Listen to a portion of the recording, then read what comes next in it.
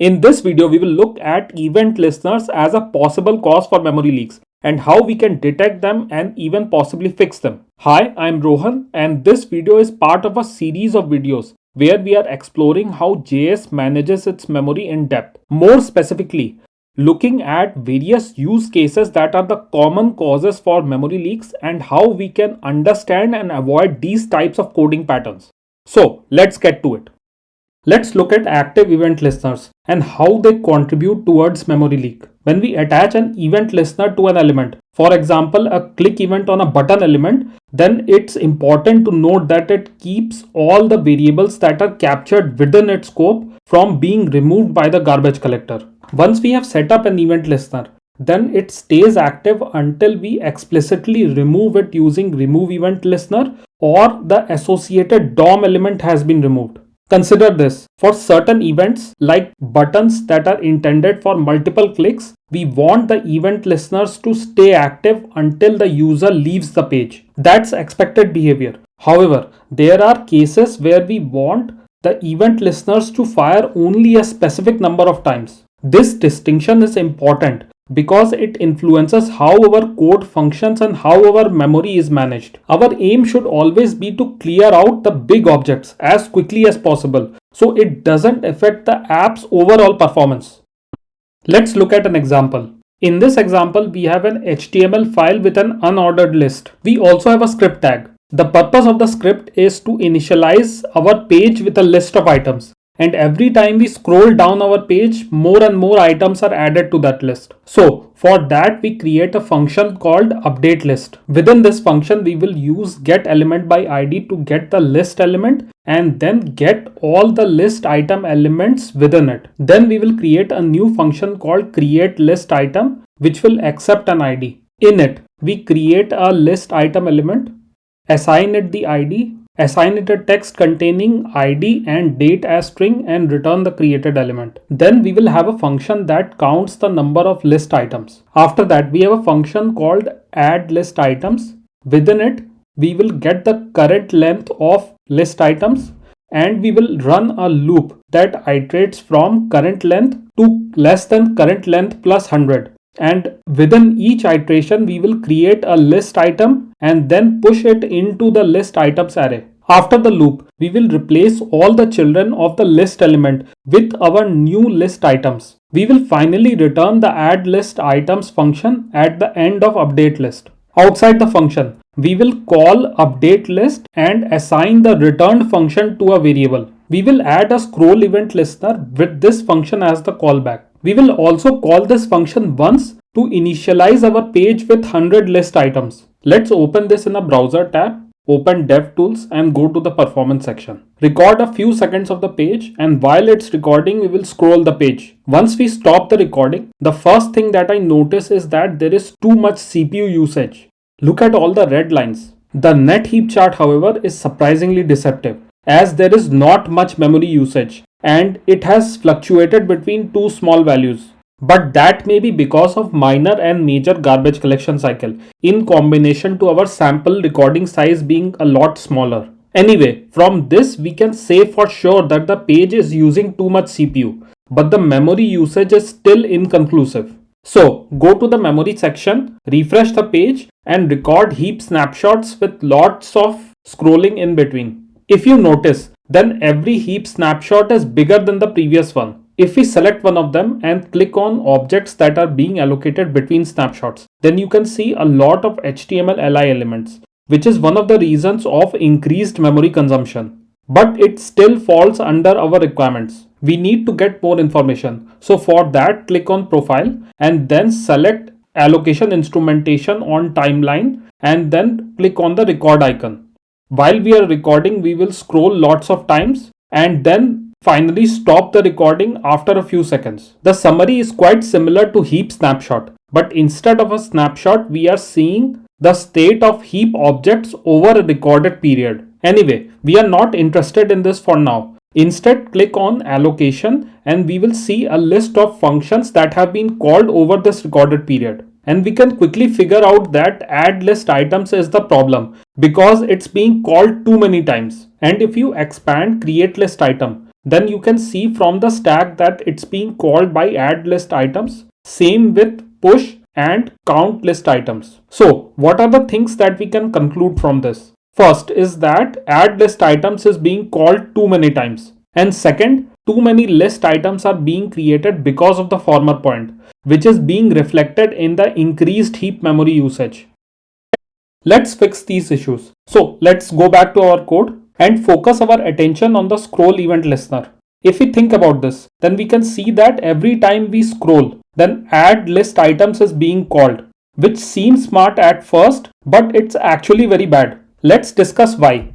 If we think about this, if we scroll up or scroll down or trying to reach a specific list item, then this function is being called again and again. So much so that it's showing up as an increase in CPU usage and an increase in memory consumption. So the most obvious solution is to somehow reduce these calls. If we think about this, then we don't need it to add items each and every time we scroll, but instead it should add them only when we reach the bottom of the page. So instead of just passing it add list items function, we should instead pass a callback function scroll event. In it, we will add a condition that will check if Windows inner height plus scroll y is greater than or equal to document body's offset height. If this condition holds true, then only we will call add list items. Let's open this in the browser, open DevTools, and then go to the performance section. We need to record a few seconds of this page while scrolling a lot. Now, the first thing we should notice is that compared to the previous page, the CPU consumption is exponentially reduced. This is because even though we scrolled way more while recording this page, it called add list items way less compared to the previous page, which dramatically increased the performance. The net heap chart, however, doesn't tell us much, other than the fact that the memory consumption is slowly increasing, but it's still being managed by the garbage collection cycles. Anyway,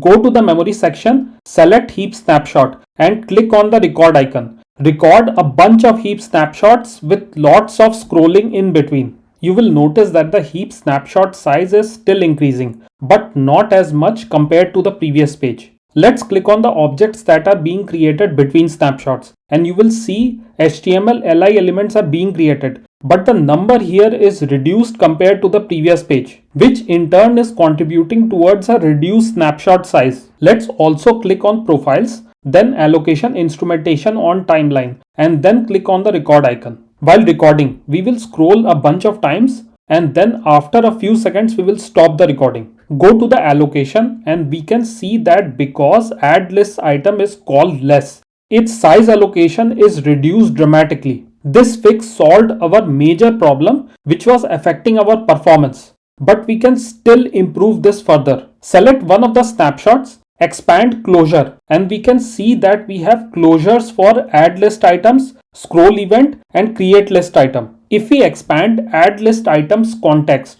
then we can see that list items, which is a big array, persists in the heap memory. So the next issues that we need to fix are closures, which is persisting along with the objects that are within them, and event listener, which is always active, which in turn is contributing towards closures on objects that are persisting in the heap memory. Let's fix this. So we go back to the editor and create a new file for all the fixes, and we copy the code from the previous file. Now let's focus our attention towards the event listener. If we think about the list items, then in a live application, this content will come from an API, which means that there will only be maybe 100,000, 10,000 or 100,000, but the list will always be a finite number of items. There will be rare cases where we have an infinite scroll and we want to render all the items in a single page. So here we want to add only a certain number of items, let's say 1000 items. But after that, we want to remove the event listener. So we go to the return statement of update list and change the return statement from a function add list items to an object containing add list items and count list items. Let's rename this variable, which is calling this function to update list actions, and inside the if condition of the scroll event, we will change it to update list actions dot add list items. After that, we will add a condition to check if update list actions dot count list items is greater than or equal to 1000. If it is, then we will remove the scroll event listener. So this will make our event listener active for only a certain period of time, in contrast to being always active. Now we will remove the big array list items from all the closures that are being created. So for that, we go back to update list and remove the line where we are declaring list items and initializing it. After that, we need to edit count list items to return the length of all the list item elements by using list.getElements by tag name .length instead of list items .length. We also don't need to push the created list item into the list items array and then replacing all the children of the list element. What we can instead do is use append child to add the created list item directly into the list element, which is a much more efficient way of doing it. Also, I want all the closures to be removed from the heap memory after the event listener has been removed. To do that, what we can do is wrap all this code inside an immediately invoked function expression. Let's open a new tab in the browser and open this page. Open DevTools and go to the performance section. We will click on the record icon. And while it's recording, we will scroll down till all 1000 items are loaded in this page. After it's loaded, we will wait a few more seconds and then stop the recording. We will see that the CPU consumption is negligible compared to the previous pages. This is because the event listener is only active only for a certain period in time, which means that the functions are being called only within this period compared to the previous pages where they were called so many times because the event listener was always active. If we take a look at the net heap chart, then we can see that there is an increase in the memory consumption when the event listener was active.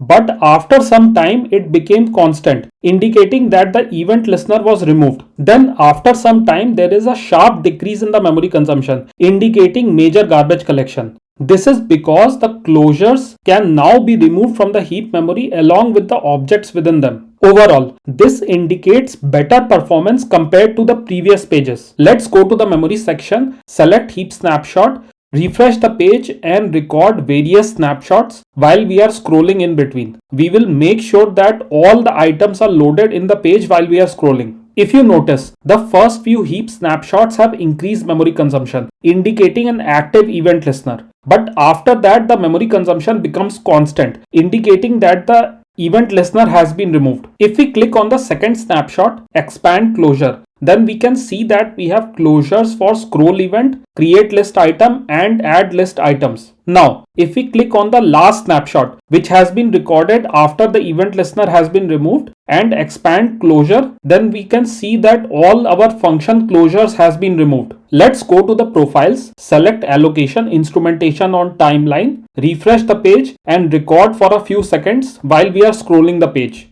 Go to the allocation and we can see that add list items function is called even less compared to the previous pages. Instead, we can see that create list item is called more compared to add list items, but it is called less compared to the previous pages. So to conclude, our aim should always be to remove event listeners if possible. If not, then we should limit the function calls within them. Also, we should try to clear the closures that are created and the objects within them as quickly as possible, along with limiting the use of global variables and functions.